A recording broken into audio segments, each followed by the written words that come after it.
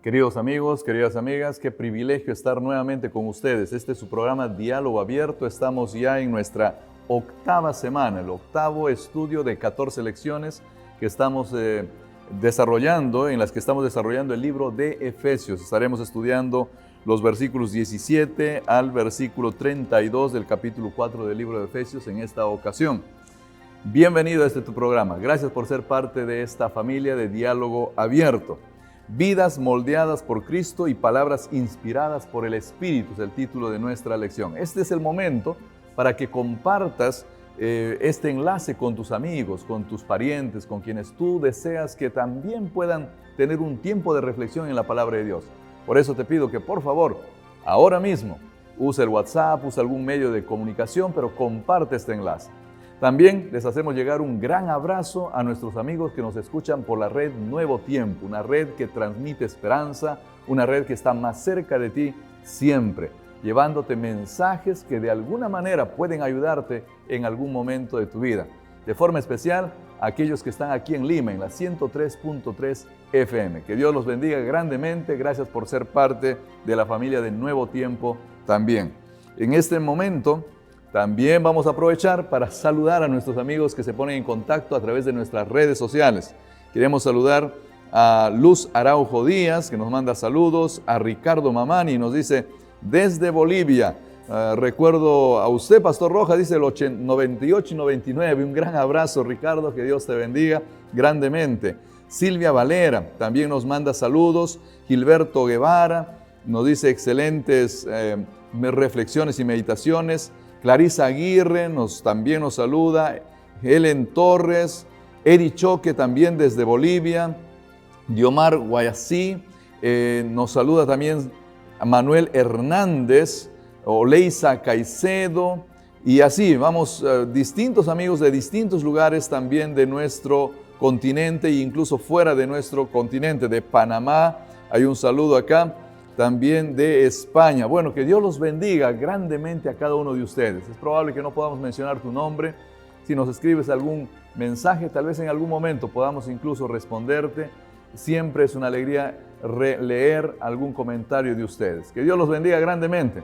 Ya estamos acá en nuestra mesa con nuestro invitado del todo especial para esta ocasión. Nuestro amigo ya conocido, el pastor David Asmat. Bienvenido, David, al programa. Gracias, Benjamín. Contentos como siempre de poder estar aquí para estudiar una nueva lección que ahora se orienta más al estilo de vida, ¿no? Y la unidad en la iglesia. Bueno, el estilo de vida es su tema también, ¿no es cierto? Un poquito. Muy bien, muy bien. Mira, esta semana es una semana especial. Los chicos están llegando ya a las clases aquí en la universidad. Estamos iniciando otra vez el movimiento, verlos en las aulas nuevamente, es bonito. Hay algunos que todavía seguramente están cerrando sus campañas de colportaje. Algunas palabras para ellos, capaz. Bueno, animarlos en este momento en el que de pronto ellos están haciendo las últimas cobranzas, tal vez. Ellos que no desfallezcan, que confíen en Dios, que de pronto Él les va a dar la victoria que necesitan, ¿no? Bueno, es probable que también en otros países, algunos ya hayan cerrado el colportaje, es probable que algunos estén colportando en este momento, pero donde estén y donde nos estén escuchando, los jóvenes que estudian y se autofinancian, creo que son siempre ejemplares, ¿no? Así es. Son tremendos. También ya estamos cerca al gran día de Basta el Silencio, ya se nos va acercando, ¿no? Los muchachos están colportando. Bueno, las semanas siempre traen bendiciones y cosas especiales en nuestra vida, ¿no es cierto? De todas maneras, nosotros creo que la diversidad de actividades que tenemos como iglesia nos permite no solamente mirar hacia adentro, sino también proyectarnos, y eso es casualmente lo que hace Basta de Silencio, ¿no? Claro, porque hay necesidad a veces de pronunciarse en algunos, claro que sí, con algunos mensajes en esta sociedad. Así es. Muy bien, vamos a comenzar a estudiar nuestro tema, David. Te voy a pedir que por favor tú hagas la primera oración. Ok, perfecto. Vamos a orar entonces. Señor, queremos invitarte en esta oportunidad al momento de estudiar tu palabra. Queremos que tú hables a nuestras mentes, toques nuestros corazones, Señor, y renueves también nuestro ser entero. Dirígenos en este instante. Por amor de Jesús pedimos. Amén. Amén. Muy bien. Vamos con algunos minutos. El cronómetro debe de andar para que no nos pasemos el tiempo, porque acá el tiempo siempre es nuestro enemigo, ¿no? Y entonces es importante que marquemos el tiempo. Estamos ya en la lección 8 y hemos estudiado varios capítulos del libro de Efesios. Y el texto central de esta lección dice así: acerca de la pasada manera de vivir, dice, ¿no?, el versículo 22 del capítulo 4 de Efesios, despójense del hombre viejo, viciado por sus deseos engañosos, renueven la actitud de su mente, vístanse del nuevo hombre creado para ser semejante a Dios en justicia y en santidad de la verdad. Esto es un texto desafiante, ¿no? Así es. ¿De qué nos está hablando? ¿Qué es lo que vamos a desarrollar en esta semana, David?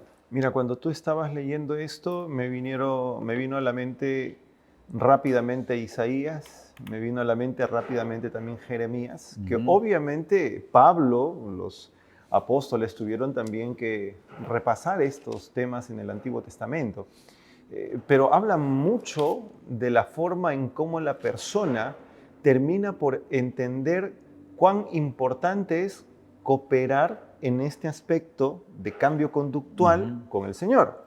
El Señor transforma nuestras vidas, nos impacta con la presencia de su Santo Espíritu, pero hay una parte, por lo visto, que nosotros necesitamos entender, y es la disposición, es cooperar, aprender a cooperar para poder, digámoslo así, tal vez acelerar algunos cambios en nuestra vida.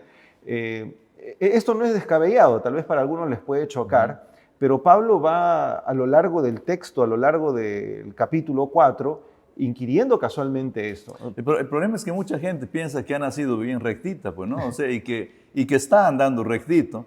Pero es interesante porque justo en versículo 17 y un poco antes, como tú decías, Pablo nos dice, no, pero ustedes están medio chuecos, en realidad andan por el camino equivocado, andan por el camino de los gentiles, va a decir Pablo, aun cuando pueda sonar un poco feo, pero no andan bien, ¿no? No andan bien. Y obviamente Pablo no está hablando a gente que está fuera de la iglesia, está hablando a gente que está dentro de la iglesia. Es posible que esté hablando a dos grupos distintos, a personas que son judio-cristianos en ese momento y también obviamente a personas que se están convirtiendo a la fe cristiana. Entonces tenemos dos grupos o dos escenarios bastante particulares, y aquí Pablo, por lo visto, también está buscando la unidad de ellos. ¿Qué significa esto cuando él en el versículo 18, capaz tú nos puedes ayudar ahí, el versículo 19 también nos habla de que incluso ellos están separados de la vida de Dios, andan en la futilidad de su mente, va a decir el versículo 17, ¿no? O sea,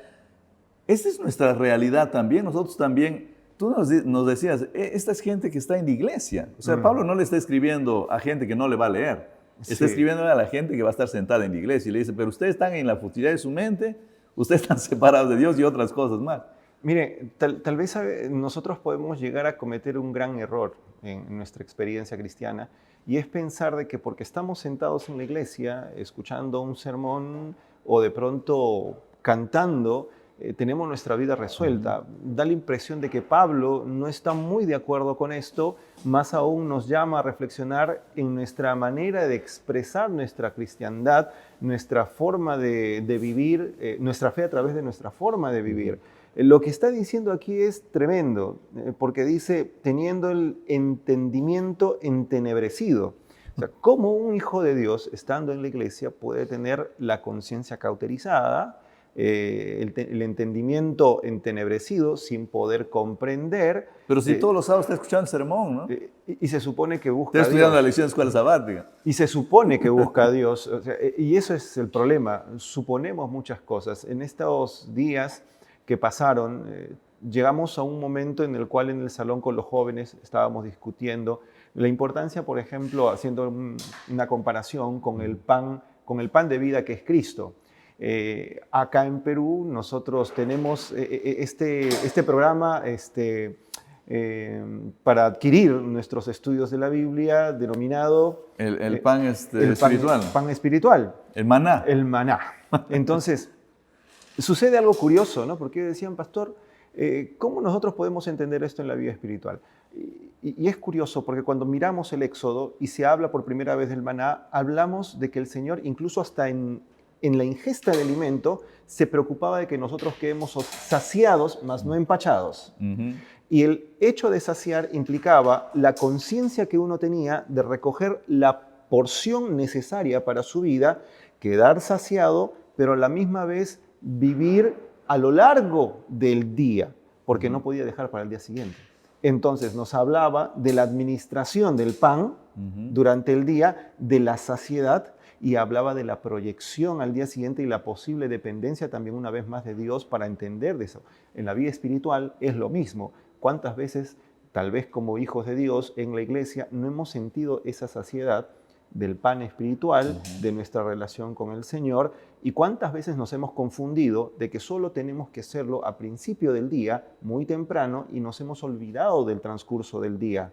No, yo diría que hay casos más complejos todavía porque piensan que una vez a la semanita es suficiente, una horita en la mañana, no vamos y escuchamos un poquito y es para toda la semana. Bueno, son casos excepcionales, pero pueden volverse generales. Sí, cada vez la cosa... Pero es interesante, tú decías, y esto me lleva a reflexionar y lo voy a repetir porque quiero que quede grabado, ¿no? Estar en la iglesia y tener una mente entenebrecida, estar en la iglesia y estar andando en la futilidad de nuestros pensamientos, estar ciego, tener el corazón duro y ser parte de la iglesia. O sea, es triste. Pero esa es la realidad que incluso existía en la iglesia de Pablo, en el primer siglo. Y ojo, muchos de ellos practicaban todas las ceremonias, trataban de que otros también hagan lo mismo que ellos. Pablo llama la atención mucho a esto. Eso quiere decir de que puede ser que nosotros estemos practicando, haciendo, viviendo cosas que creemos que son buenas, que nos ayudan en nuestro crecimiento, cuando en realidad no está ayudándonos a lograr el objetivo, que es casualmente el objetivo de crecer en Cristo. Ahora, dime, ¿el ser humano a veces puede mantenerse aparentemente así?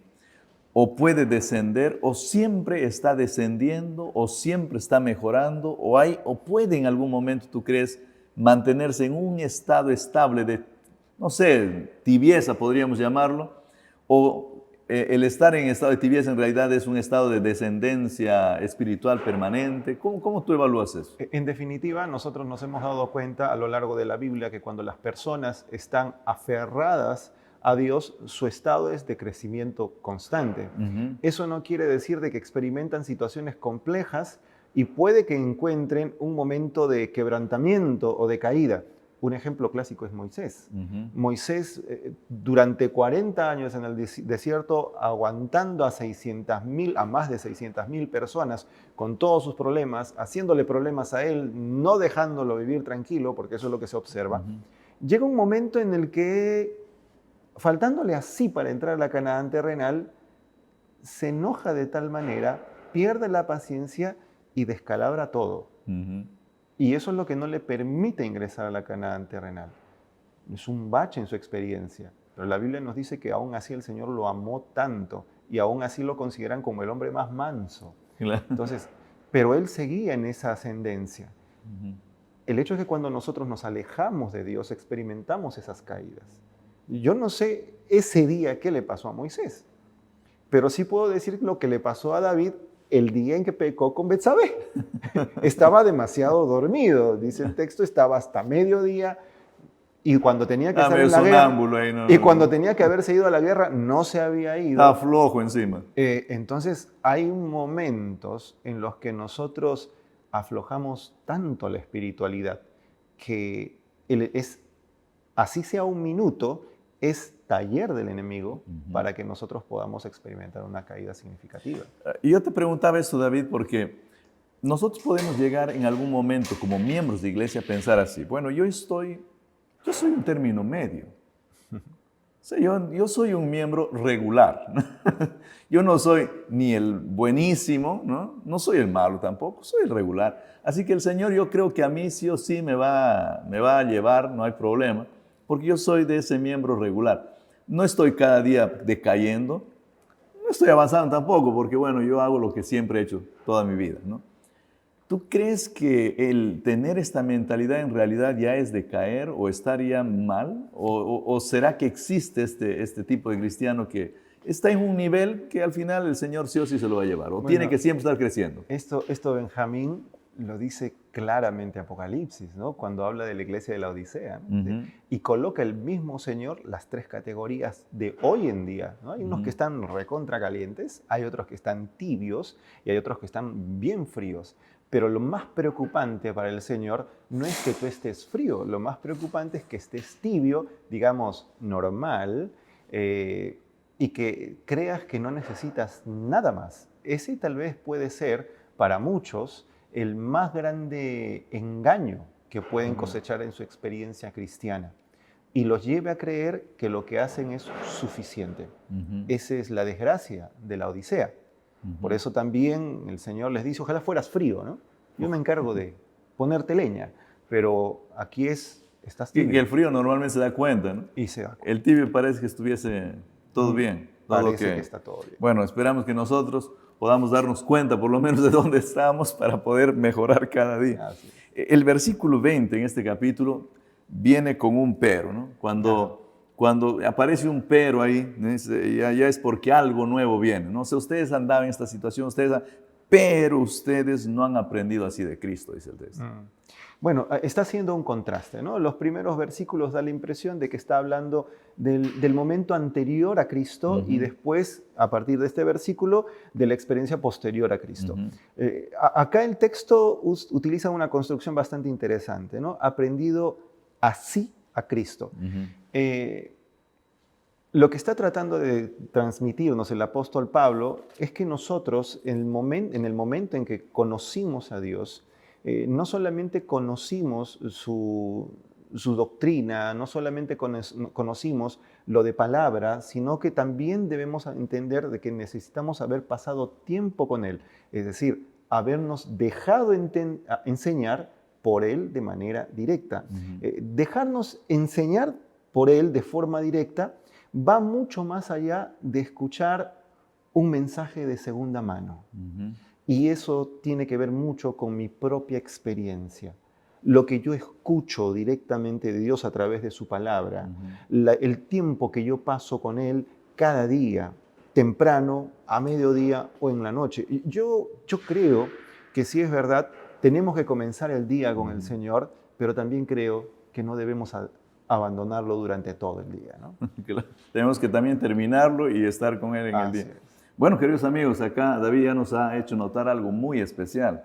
El hecho de que, mira, que escuches este programa es bueno, que lo compartas es bueno y nosotros te felicitamos por eso, pero esto es de segunda mano. De primera mano es que tú dediques un tiempito a leer un texto. No necesitas pasar todo un día, date unos 10 minutos, 15 minutos cada día, pero concéntrate en el texto de la palabra de Dios, lee un pasaje, medita en él, trata de ver qué es lo que Dios te dice a ti en ese pasaje. Creo que eso es vital, es importante para todo buen hijo del Señor. Luego dice que nosotros tenemos que vestirnos, ¿no? Renovar nuestra mente, ser un nuevo hombre, es el versículo 24 también. Capaz podemos leer esos pasajes, David, sí. el 21, 22, 23, ir explicándolos un poco.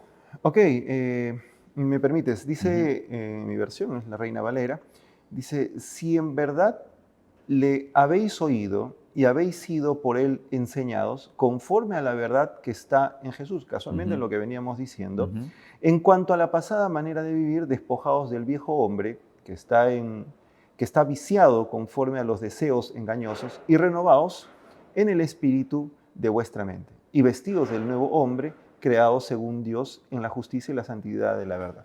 Bueno, Pablo utiliza una metáfora bastante común en el Antiguo Testamento y nosotros podemos hablar de esto tal vez mirando tanto los Salmos como también Isaías.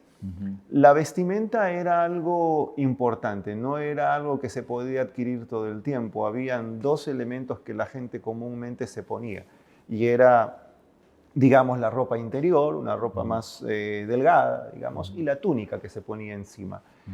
Casualmente, cuando se habla de Saúl, cuando él tuvo esa revelación del Espíritu o ese impacto del Espíritu en su vida, y dice el texto, él se quedó desnudo, hay una discusión allí, porque algunos dicen, en nuestro contexto se quedó completamente desnudo, Claro. u otros dicen, no, en el contexto hebreo es que se quedó en interiores. Y el interior era como un pantalón, en realidad, ¿no? Algo así, ¿no? Como lo que usaban de pronto nuestros abuelos o bisabuelos en los 60. Que es más grande 50. que un short. Así es. Entonces, lo que nosotros nos percatamos aquí es que Pablo utiliza la metáfora de la vestimenta para señalar que si una persona se cambia de ropa, no se cambia de ropa porque en realidad le sobre. Hoy en día las personas dicen, no tengo que ponerme para ir a la iglesia, abren su armario y está lleno de sacos, está lleno de vestidos, está lleno de zapatos y es impresionante, ¿no? Mejor no seguimos haciendo más comparaciones. Pero... Basta con los varones nomás. Basta con los varones. Pero es interesante, Benjamín, que muchas veces ellos solo tenían una túnica. No era como hoy en día vas al shopping y encuentras un montón de túnicas, ¿no? Es solamente una túnica y es posible que adquirirla haya sido muy caro. Entonces ellos tenían que cuidarla mucho, tenían que tratar de que no se ensucie, tenían que tratar de que no se haga, no se perfore, no se maltrate. Cambiarse implicaba una renovación en su totalidad. Tal vez Cristo entendió esto y también trajo esto a la parábola del hijo pródigo. El hombre vino completamente sucio. Si hubiera tenido la capacidad de ponerse otra túnica para ir a encontrarse con su padre, tal vez lo hubiera hecho. Pero no tenía ni siquiera para eso. Y el Señor nos muestra a través de esta historia que el único capaz de transformar la vida, cambiar completamente la esencia pecaminosa del ser humano, es Cristo, es Dios, ¿no? Ahora, este texto me llama la atención porque da la impresión que le pone la responsabilidad, y ahí quiero meterte un poco en problemas, ¿no? La responsabilidad al feligrés. Sí. ¿No? Dice, 3 cosas le dice al feligrés, ¿no? Tú necesitas primero despojarte del viejo hombre. Correcto. Y no le dice, deja que te despojen, sino dice, tú tienes que despojar. Así es. Luego dice, tienes que ser renovado en el espíritu de tu mente. Segunda cosa. Y tercera cosa, tienes que vestirte del nuevo hombre. Sí. Mira, acá en la universidad uno de los cursos que damos es Salud y Cultura Física. En algún momento esto se llamó Teología de la Salud. Y hay una parte en el proyecto, en el curso, donde nosotros impulsamos el proyecto de modificación conductual. Parte del proyecto es que la persona, como dice Pablo, pueda darse cuenta de qué tiene que despojarse. Yo siempre le digo a los chicos, identifiquen 5 cosas que ustedes quieran cambiar y de esas 5 cosas identifiquen una que gobierna todas. Sobre esa vamos a trabajar. Una vez que usted lo identifica, ok, vamos a comenzar a crear un escenario distinto. Pablo no está diciendo algo diferente a esto, pero dése cuenta, pastor, que esto que estamos hablando, ya lo había dicho Pablo, sintetizado en 3 pasos. Yo lo hago en un poco más. Pero existe algo importante aquí. El proceso de modificación conductual lleva tiempo, es sistemático, tiene mucho que ver con la mentalidad que tenga la persona, tiene mucho que ver con el retomar fuerzas si es que existe recaída, porque así se le llama, digamos, a la persona que no corría, no toma agua, no hace su culto, no le gusta leer, no le gusta dar un estudio bíblico, tiene reacciones muy prontas y de pronto ingresa en este proceso. Él puede ser que vaya bien los primeros días, pero después existen factores que generan recaída. Pero lo último que en este programa uno tiene que, digamos, negar es eso. O sea, siempre va a haber un momento tal vez en que la persona se va a cansar porque es una lucha permanente. No es solamente una lucha, digamos, de aprenderse el sistema. Es una lucha que se libra acá. Y él necesita entender que tiene que poner también de su parte, colaborar, contribuir para salir adelante. Pablo no dice nada distinto de esto. Él dice, despójese de todo aquello que no le permite en su escenario real crecer. Si no le permite crecer, quítelo. Si no le permite crecer, comience a pensar ahora en otro paso, renovarse. Y esto habla ya de un asunto un poco más entregado, como dice el versículo 23. El versículo 23 dice, y renovaos en el espíritu de vuestra mente. Es interior. Hay cosas que nosotros como seres humanos no vamos a hacer. Podemos poner nuestra parte. Yo puedo esforzarme, pero si Dios no está en mi vida, es mucho más complicado. Y entonces eso nos dista del humanismo. El humanismo te puede decir, hay 7 pasos para que tú puedas cambiar de conducta, pero tú haces los 7 pasos. Y al final no acabas sigues igual. Sigues igual. Pero esta es la misericordia y la bendición de conocer a Dios en nuestra vida. De paso, la palabra renovación acá, que es muy usada en la Biblia, ¿no? Sí. Tiene que ver con una intervención divina, casi Así siempre. es. Dios haciendo nuevas las cosas. Así es. Y ahora, creo que eso también puede ser aplicado acá. Bueno, sí, y tal vez podríamos inquirir más en el asunto de que si somos renovados, no quiere decir que somos desechados. Es decir, el Señor con esta misma materia, digamos, con este elemento que está dañado, lo toma y lo reforma. Casualmente el título del estudio de esta semana es eso, ¿no? Moldeados, ¿no? El Señor vuelve a darse ese tiempo. El apóstol Pablo dice en otros de sus escritos también, en Colosenses, en otros lugares también, que Él en realidad va a recrearnos por completo. Incluso en un abrir y cerrar de ojos vamos a ser totalmente transformados. Así es. Pero este texto me llama la atención porque dice que va a renovar nuestra mente nomás. O sea, da la impresión de que mientras yo vivo aquí en este mundo, bueno, mi piel va a seguir siendo la misma todavía, mis ojos van a tener las mismas dificultades que tienen, pero mi mente va a ser renovada, ¿ya? Como que un anticipo de la renovación final. Y ¿sabes qué? Es algo interesante, porque tal vez nosotros lo entendemos ahora sí, pero los mismos científicos hoy en día van entendiendo algunas cosas adicionales.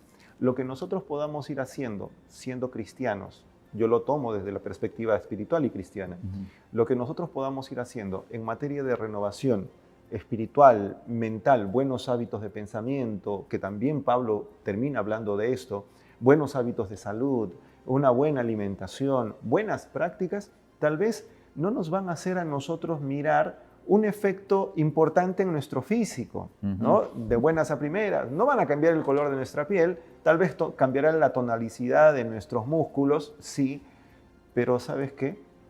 Para nuestras generaciones venideras, subsiguientes, si es que Dios no ha venido aún, esperemos que venga pronto, ¿no?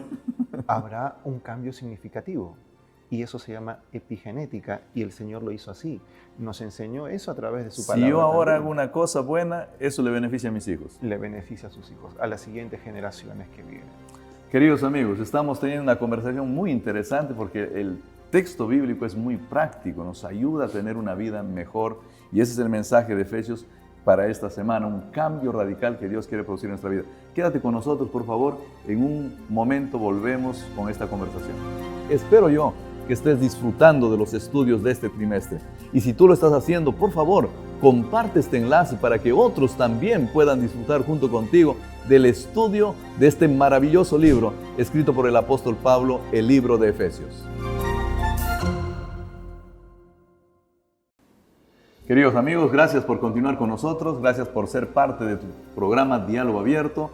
Es momento para que compartas, por favor, este enlace con alguien que tú desees que escuche este programa en el que estamos hablando sobre esta modelación que el Espíritu quiere hacer en nosotros, con este cambio y esta renovación que el Espíritu quiere hacer con nosotros. Estamos conversando con David y veníamos viendo de cómo Dios quiere obrar, ¿no? Un cambio radical en nuestra vida, en nuestra forma de pensar, de hacer las cosas. Y a partir del versículo 25, entonces ahora el apóstol Pablo en Efesios nos comienza a mostrar las consecuencias de esta transformación.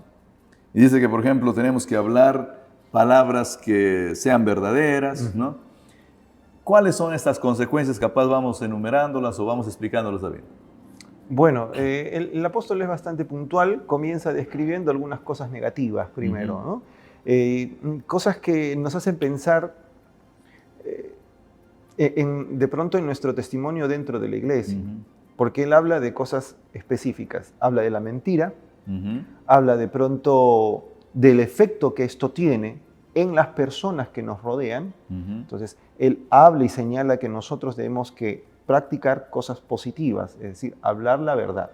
No, porque en la vida antigua la mentira es la que domina. Así es. Tú te cambias de mente, te renuevas, ahora te vistes del nuevo hombre, como él dice, y ahora la verdad es la que gobierna. Bueno, y esto desecha todo aquello que se sostiene, ¿no? Hay mentiras piadosas, ¿no? Hay mentiras blancas, ¿no? Mentiras un poco más oscuras, pero mentira es mentira. Al final termina generando un problema grande. El versículo 26 vuelve ahora a hablar ya no solamente de las palabras, pero sí de la conducta. Dice, airaos pero no pequéis, no se ponga el sol sobre vuestro enojo. ¿Puede uno airarse y no pecar? Cristo lo hizo, ¿no? Yo creo que Cristo es la medida más grande que nosotros tenemos en ese, y digamos, el ejemplo más grande que nosotros tenemos. Porque si es verdad, en el templo, Él se indignó tanto con lo que observaba, pero se detuvo, se contuvo, y lo máximo que hizo fue empujar a la gente para que salga y deje dice de que agarró un profanar. chicote también. Sí, agarró el chicote, pero lo utilizó como un instrumento para botar las cosas, no para pegarle a la gente, ¿no? Eso que tú mencionas casualmente es Ahora, nosotros una discusión normalmente tenemos ahí al concepto de la ira como algo, o sea, relacionado a lo pecaminoso, sí o sí. Entonces, es complejo pensar que el Señor Jesús ha vivido lo mismo que nosotros vivimos cuando a veces tenemos una indignación correcta. Ahora es curioso porque el texto mismo señala de que uno tiene que dominar eso. Yo creo que Jesús lo hizo. Yo creo que en el Antiguo Testamento Dios también controlaba muchas veces eso. Recuerda que el texto del Antiguo Testamento habla de la ira también de Jehová, habla de actos de ira, el Señor se llenó de ira e hizo esto. Pero dentro de los parámetros, digamos, permisibles o lógicos que uno necesita tener claros. Una santa indignación existe entonces. Podríamos decirlo así. Es la santa ira de Dios. Algo que no se vuelve irracional. Yo voy a mencionar así, por ejemplo, una pareja de esposos. Tuvieron un mal día, los dos se discutieron, hablaron fuerte, generaron un resentimiento, un enojo en el uno y en el otro. No se hablaron esa noche, se durmieron. El texto dice que no tiene que pasar. Obviamente, la dama y el varón no reaccionan igual frente a circunstancias específicas.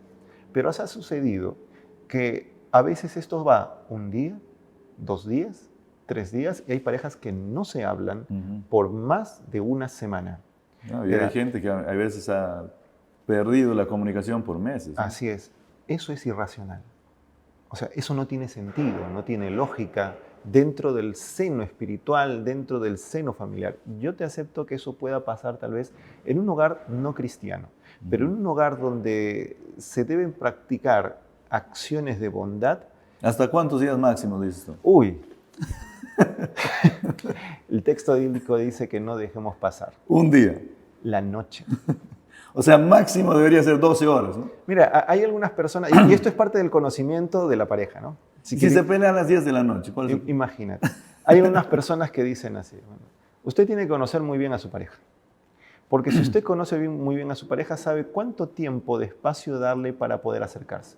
Hay damas que dicen, sí, yo me enojo, me airo muy rápido, ok, no quiero hablarle, pero él sabe que si pasan unos minutos y viene y me abraza y me habla con amor, yo puedo con ceder. 5 o 10 minutos ya está solucionado. No sé cuántos minutos, pero cada dama tiene su tiempo, su promedio, ¿no? Entonces, es importante conocer también, ¿no? En ese aspecto. El texto viene hablando de otras cosas antes de que nos metamos en más problemas. Dice, ni deis lugar al diablo, dice. El que hurta, habla del robar, no hurte más, sino que trabaje haciendo con sus manos lo que es bueno. Algunos dicen que este texto posiblemente esté haciendo alusión a Ananías y Zafira. Recuerda que ellos prometieron algo y terminaron codiciando el dinero de la promesa y por eso perdieron la vida. Tal vez hoy día no nos va a pasar lo mismo, pero el principio nos llama a entender de que sí existe una muerte otra vez, y es una muerte espiritual, porque no hemos sido leales a lo que le hemos prometido a Dios. Bueno, y podemos seguir, ¿no? Y viene el versículo 9. Es interesante 29. Que este es un cambio totalmente conductual, porque yo antes era flojo, por así decirlo, ¿no? Y me encargaba de sacarle la plata al papá, a la mamá, o de alguna manera conseguía, o tal vez ya peor todavía, como dice el texto, robaba. Así es. Pero ahora Pablo dice, no, tú tienes que trabajar. Así es. El Hijo de Dios tiene que ser trabajador. Así o sea, es. este nuevo hombre es convertido por el Señor, es una persona trabajadora. Así es. Miren, yo le decía a unas personas en esta semana, ¿no? Si usted le mandan a trabajar, digamos, a un lugar para poder mantener su trabajo, usted se va a dar de lleno, porque sabe que también al fin de mes va a recibir un sueldo. Va a querer trabajar y hacer dar lo mejor de sí mismo, va a innovar, va a demostrar, se va a exponer para que reconozcan que usted es un buen trabajador. Una persona terrenal espera que alguien terrenal lo reconozca, porque también económicamente lo va a premiar, digámoslo así. Pero a veces vamos a la iglesia y el Rey del Universo nos pide cosas, no nos las pide el pastor, no nos las pide el anciano. Dios nos pide que le seamos leales, que le seamos fieles, que podamos compartir nuestro testimonio con otras personas, pero ahí se nos va la creatividad, se nos va el entusiasmo, se nos va la proactividad. Y uno se pone a preguntar, ¿dónde quedan esas fuerzas? ¿Y en función a qué está? Entonces, yo creo que Pablo nos llama mucho la atención, nos jala las orejas para entender de que tal vez no estamos viviendo un cristianismo sincero y transparente, sino simplemente estamos viviendo una vida superficial. Mucho de lo que hacemos lo hacemos solo para nosotros, ¿no? Solo para beneficiarnos a nosotros. Cuando ya se trata de hacer algo que va a beneficiar a la comunidad o a otros, ahí parece que nadie quiere hacer nada. ¿Ya, no? Nos gusta estar tal vez un poco encerrados, ¿no? Y yo a veces les pregunto a los muchachos, a los hermanos, les digo, ¿no? A ver, en tu comunidad, ¿en dónde está tu iglesia? Ahí alrededor de tu iglesia, ¿cómo la conocen a tu iglesia? Si tu iglesia hoy desapareciera de ese lugar, ¿cómo reaccionaría la comunidad? ¿Cuántos pedirían que se abra de nuevo? ¿Cuántos pedirían que se abra o cuántos harían fiesta porque se fueron? Entonces, esto es un termómetro importante porque nosotros hemos olvidado que nuestro trabajo también es hacia afuera. También debemos de beneficiar. Ahora, podemos también llegar a cometer el error de pensar que tenemos que ser sí o sí la monedita de oro que todo el mundo quiera, ¿no?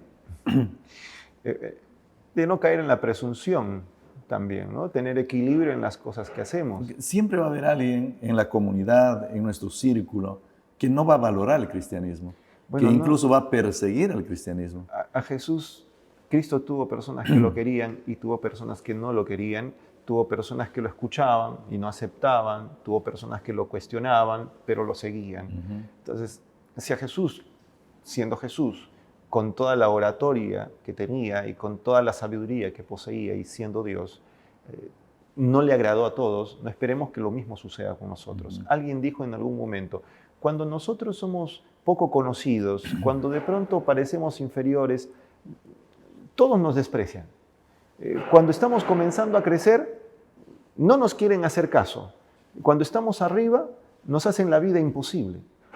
Siempre va a existir un problema cuando uno va creciendo. No vamos a ser ideales para nadie en la vida, pero procuremos que seamos ideales para Dios. Amén. Bueno, la última parte de esta sección nos va a hablar un poquito de las palabras, ¿no? Que no salga palabras corruptas de su boca, dice malas palabras en otros. Así es. Por lo menos, no sé si alguien traduce así, ¿no? Pero mi mirada personal es así, ¿no? No hables malas palabras. No hables malas palabras, ¿no? Y esto nos hace pensar, por ejemplo, en Pedro, ¿no? En Pedro, los evangelios lo disfrazan de una manera muy bonita, ¿no? Cuando él llega el momento en que le dicen por tercera vez, oye, pero tú eres, ¿no? Y él, para convencer de que no era un discípulo, comienza a hablar cosas gruesas, palabrones, ¿no? Era pescador, era un hombre de mar, es cierto, había pasado ya algún tiempo con Jesús, pero es como si él hubiese tratado de escarbar nuevamente en su pasado, sacarlo a flote, herirse otra vez para mostrar algo que él ya no era, ¿no? Un cristiano debería de eliminar de su vocabulario todo tipo de palabras feas, hirientes. ¿Cómo conseguimos eso? ¿Cómo nos ayudamos para conseguir eso, David? Tú eres un hombre muy práctico y eso es bueno, ¿no? ¿Cómo hacemos eso? Porque no siempre es fácil, ¿no? Hay gente que incluso inconscientemente anda mencionando hay veces una suerte de resúmenes, ¿no? De siglas, de ciertos palabrones. Adjetivos. Adjetivos. Mira, a lo largo de la vida he escuchado muchas personas decir cosas y tratar de darle solución. Tal vez una de las cosas más curiosas que escuché en una iglesia donde crecí es de una hermana que dice, decía ella, yo hablo muchas palabrotas, ¿no? Pero quiero cambiar, quiero dejar de hacer esto. Usted dijo una palabra hace un momento, inconsciente. Y ella se hizo consciente de sus cosas que hablaba. No hay cosa inconsciente, pero hay cosa habitual. Entonces, ¿qué hizo ella? Ella me contó, David, yo utilicé una cuerda. Cada vez que era consciente que hablaba una palabrota, hacía un nudo. Al final del día, contaba cuántos nudos había. Y yo me quedaba sorprendida de cuántas malas palabras había hecho. Eso me hizo ser más consciente cada día y poder ir bajando la cantidad de nudos. Ojo, no es que dejó de hablar, pero bajó la proporción y poco a poco eliminó ese mal hábito. Con el tiempo ya no había necesidad del acuerdo. Cuando estudié aquí teología, yo recuerdo con mucho cariño ya al profesor Fernando de Luqui, que hoy descansa en el Señor, que él nos dijo algo. Muchos de nuestros hábitos son creados de pronto y pueden ser modificados. Estos hábitos que han sido creados, formados, con los que no hemos nacido, pueden ser modificados si usted entra en un asunto de conciencia. Tiene que ser consciente del efecto que genera esto y comenzar a intentar modificarlos. La pregunta ahora es, pastor, ¿cómo lo modificamos? Pablo lo dice, sé consciente, coloca a un costado todo aquello que desencadena esto, agarra, busca una renovación espiritual por parte de Dios en tu vida. Si quieres consultar con algunas personas que son especialistas en cambio conductual, lo puedes hacer, no es pecado. Lee todo lo que puedas con respecto a cómo cambiar esto y cuáles son los perjuicios.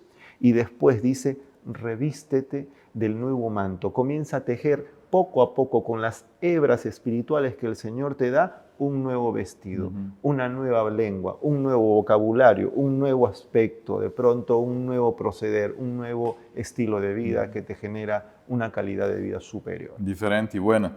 Para cerrar, en un minuto, David, el versículo 30 nos dice que no tenemos que contristar, no tenemos que entristecer, no tenemos que ir en contra, en otras palabras, del Espíritu de Dios, que parece, en este contexto, está diciendo que es el sello para el día de la redención de ustedes, pero en este contexto está diciendo, mira, o sea, Él está justamente transformando la vida de ustedes y al hacerlos, los está sellando para el día de la redención, pero ustedes por favor no lo entristezcan, o sea, esta obra no es nuestra, sino que Dios está insistiéndonos, llevándonos a la conciencia, haciéndonos conscientes de nuestros errores. ¿Qué nos puedes decir sobre ese pasaje? Esto es un versículo poderosísimo porque nos lleva a entender otro elemento fundamental, y es la persona del Espíritu Santo. O sea, no es solamente Dios, Padre, Dios Hijo, vemos actuar a la persona del Espíritu Santo en este proceso de cambio conductual. Entonces, si a nosotros se nos dijo tenemos que ser idénticos a Jesús o aproximarnos a Jesús en nuestro estilo de vida, en nuestra manera de pensar, en nuestra forma de actuar, es el Espíritu Santo en el que nos convence de cómo vivimos cada día. Y es el Espíritu Santo en el que nos ayuda a poder encontrar las fuerzas y el conocimiento para que esto se suscite. Entonces, si yo comienzo a transigir con el pecado, rechazo de su influencia, rechazo a la persona del Espíritu Santo, que también es Dios, entonces comienzo a quedarme solo, desguarnecido. Y el cambio no se da. Y el cambio no se da. Tal vez es por eso que tenemos hermanos dentro de la iglesia que están tantos años y no han logrado un cambio importante. Y tal vez es por eso que vemos hermanos que han llegado a la iglesia y están pocos meses, pero evidencian un cambio superlativo. Y uno se pregunta, ¿pero por qué? Bueno, existe una suerte, digámoslo así, de que alguien escuchó más a la persona del Espíritu Santo y otro decidió aferrarse más a otras cosas. Bueno, ahí está el poder a nuestra disposición. Queridos amigos, vamos a ir cerrando el programa. El tiempo siempre es nuestro gran enemigo acá. Ya se nos ha terminado el tiempo. Yo solo quería decirte, miren, hay esperanza para ser esa persona que nosotros en el fondo sí queremos ser. Amén. Porque no queremos, no creo que en este mundo haya alguien que quiere lastimar a sus seres queridos. No creo que nosotros queramos dejar una herencia mala a nuestros hijos. Podemos de alguna manera hacer algo bueno con nuestra vida, que nuestra vida sea una vida digna de ser imitada, una vida bonita, una vida que nos dé gratificación, felicidad. Y el poder del Espíritu Santo está ahí trabajando. Dios está obrando con toda la divinidad para transformar nuestras vidas, para hacernos parte de su familia, de su iglesia, una iglesia que cada día se desarrolla, un hijo de Dios que cada día cambia para mejor. Cada día deja las malas palabras por las buenas palabras. Cada día deja la flojera por una vida activa de trabajo. Cada día comparte más con los demás. Ese tipo de persona Dios quiere hacer de nosotros. Permitamos al Espíritu Santo que trabaje en nuestras vidas también. Permitamos que Él pueda ir obrando este milagro de transformación. Ese es nuestro pedido, nuestra oración también para ti. Que Dios te bendiga.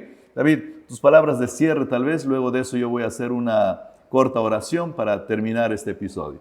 Bueno, permitamos que Dios pueda hacer el milagro de la transformación en nuestro carácter, pero también no nos olvidemos que nosotros también tenemos que renovar nuestros pensamientos en función a las promesas de Dios.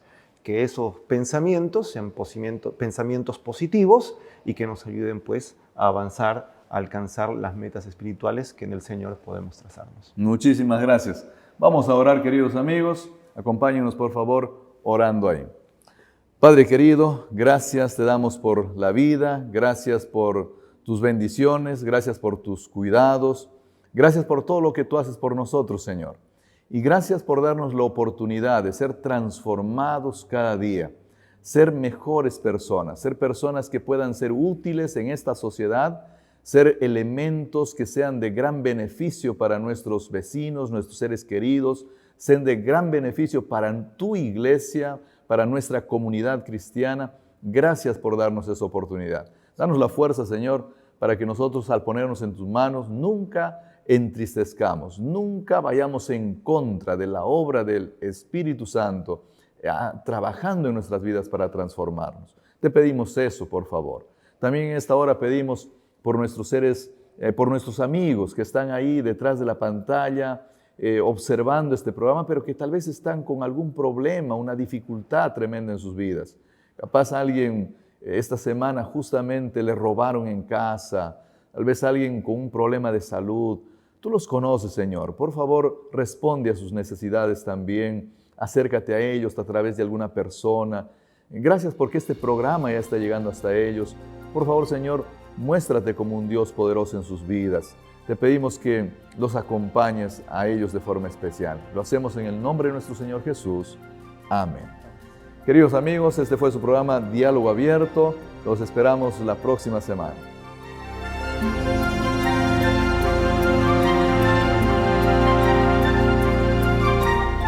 Efesios, una carta impresionante. Espero que estés disfrutando. No sé si tienes todavía algunas preguntas o interrogantes, pero Efesios es como subir a la cima de la montaña para ver desde allí todo lo que el Evangelio puede hacer en tu vida.